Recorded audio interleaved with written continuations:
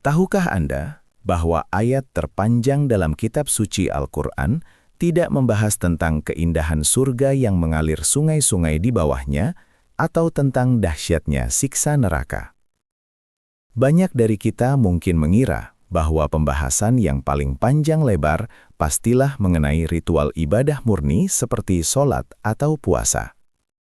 Namun, kenyataannya sungguh mengejutkan dan penuh hikmah. Ayat yang menempati satu halaman penuh dalam mushaf ini justru membahas sesuatu yang sangat duniawi, namun krusial bagi keharmonisan hubungan antar manusia. Ayat tersebut adalah Surah Al-Baqarah ayat 282. Jika kita membuka mushaf standar, kita akan menemukan bahwa ayat ini sendirian memenuhi satu halaman penuh. Berdasarkan kitab suci, ayat ini dikenal sebagai ayat mudayanah, atau ayat tentang hutang piutang dan muamalah. Bayangkan, urusan sholat seringkali diberintahkan dengan kalimat yang padat dan ringkas. Namun ketika berbicara soal hutang dan transaksi tidak tunai, Tuhan memberikan rincian yang begitu detail, panjang, dan sangat teliti. Inti dari ayat terpanjang ini adalah sebuah perintah administratif yang sangat modern. Tulislah. Dalam ajaran agama ini, ketika seseorang melakukan transaksi hutang piutang untuk waktu yang ditentukan, hukumnya adalah wajib atau sangat dianjurkan untuk mencatatnya.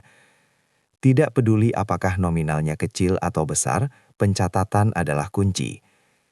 Ini menunjukkan bahwa Islam bukan hanya agama yang mengatur urusan di dalam masjid, tetapi juga mengatur bagaimana administrasi keuangan dijalankan dengan rapi dan tertib. Mengapa harus sedetail itu? Karena Sang Pencipta Maha mengetahui sifat makhluknya. Manusia adalah tempatnya salah dan lupa. Ingatan kita terbatas, dan hati kita bisa berbolak-balik. Hari ini kita ingat berhutang, bulan depan mungkin kita lupa, atau bahkan pura-pura lupa.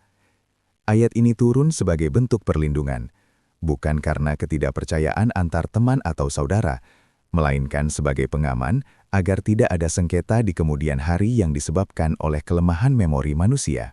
Lebih jauh lagi, ayat ini menekankan pentingnya kehadiran saksi dan penulis yang adil.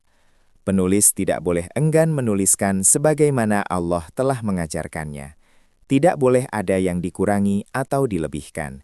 Ini adalah manifestasi dari keadilan sosial. Bahkan, ada perlindungan hukum bagi mereka. Saksi dan penulis tidak boleh disakiti atau ditekan. Begitu tingginya standar etika bisnis yang diajarkan, memastikan bahwa pihak yang lemah, biasanya yang berhutang, terlindungi hak-haknya, dan pihak yang memberi hutang terjamin hartanya. Seringkali kita mendengar pepatah, uang tidak kenal saudara. Berapa banyak hubungan persahabatan yang hancur, atau tali silaturahmi keluarga yang putus, hanya gara-gara masalah hutang yang tidak jelas catatannya. Ayat terpanjang ini sejatinya adalah resep ilahi untuk menjaga persaudaraan. Dengan administrasi yang rapi, tidak ada rasa curiga, tidak ada fitnah, dan ukhuwah tetap terjaga.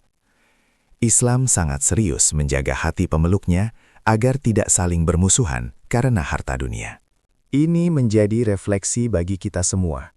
Jika Allah Subhanahu wa Ta'ala saja memberikan porsi terpanjang dalam firman-Nya untuk urusan catat-mencatat hutang, lantas mengapa kita sering menyepelekannya? Mengapa kita sering merasa tidak enak hati untuk meminta tanda tangan di atas materai saat meminjamkan uang pada kerabat? Padahal mengikuti prosedur ini adalah bentuk ketaatan pada perintah agama.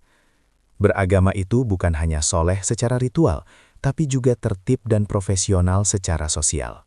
Mari kita ubah pola pikir kita.